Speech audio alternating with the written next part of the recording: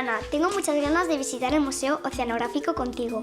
¿Por qué sabes tanto sobre los océanos? No sé tanto como dices, pero es verdad que como investigadora farmacéutica me dedico a explorar los recursos marinos buscando nuevas moléculas que sirvan como medicamentos para poder ayudar a tratar ciertas enfermedades. Algunas de estas moléculas se crean en laboratorios y otras las encontramos en la naturaleza, en plantas terrestres como las amapolas o en microorganismos como bacterias y hongos. Pero también encontramos compuestos naturales en los océanos, y eso es lo que me interesa a mí. ¿Y dónde los encuentras? ¿En el Atlántico? Por ejemplo, sobre todo buscamos nuevos compuestos en las algas, en las esponjas o en los corales. De hecho, ya existen medicamentos derivados de compuestos marinos para tratar el cáncer o matar bacterias dañinas. También extraemos algunos de la piel de los peces. Vamos a las lonjas y aprovechamos las partes que no se van a vender y se iban a tirar. ¿Y haces submarinismo para recogerlos? Lo normal es colaborar con biólogos marinos que recogen las distintas especies y las llevan al laboratorio, donde extraemos los compuestos y analizamos su composición con la ayuda de los químicos.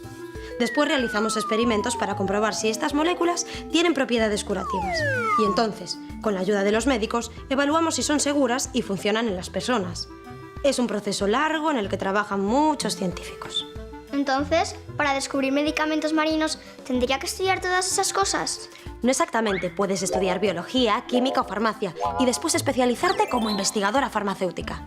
Me gusta tanto lo que haces que de mayor quiero ser investigadora farmacéutica como tú.